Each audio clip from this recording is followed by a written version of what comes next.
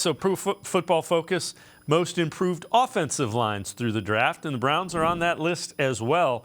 They take DeWand Jones in the 4th round. Browns drafted 2 offensive linemen. It's entirely possible that neither one will start in 2023, but it's equally likely that they have just future-proofed one of the best offensive lines in football, giving them the flexibility to get younger and cheaper without suffering a major drop in performance.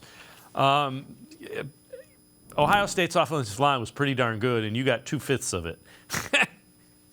Ohio State's offensive line was really good last year. I thought it was, if not the best in the country, definitely in the top 3. So, and again, people around here were wringing their hands for years. How come they never take any Buckeyes? I think they had only taken 4 since the expansion era began, and here they go. They take 2 in the same draft for the first time since 1965. So that'll quiet down a little bit of Buckeye Nation for a minute.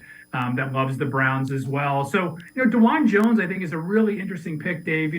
This is a guy who, as an Ohio State alum myself, watched him week in and week out. And, you can't teach 6'8", 380. And there were times where he would absolutely maul opponents just on sheer force and size. And then, he had his struggles as well. He was called for false starts now and again because, I think also when you're 6'8", 380, everything you do seems to stand out a little bit. So he's got some growing to do. Again, I think it's a guy that they want to get Bill Callahan to put his hands on him and see what he can mold this kid into.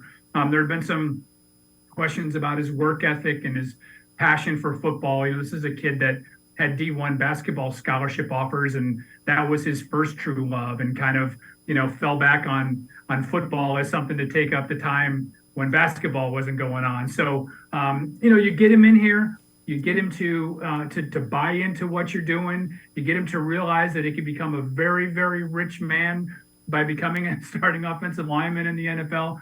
We've seen the Browns tend to take care of their offensive linemen, right? They've given the contract extensions to damn near every one of them. So you hope that gives a spark to Jones, and you see where it goes from there. As far as Whippler's concerned, same. I was really impressed with him last year. He did a nice job in protection as well as run blocking. C.J. Stroud stayed pretty clean last year because of the way that offensive line played. And I've heard nothing but good things about Whippler in terms of his character, being a real smart guy. And, hey, you can't have enough centers, right? I mean, last year, I think the Browns went through 4 of them, it seemed like, before we got to week 1. So, yeah, 2 really nice acquisitions. Yeah, and again, at 4th and 6th round, if they don't work out, 4th and 6th rounders usually do not work out. So if they do, you have really found something.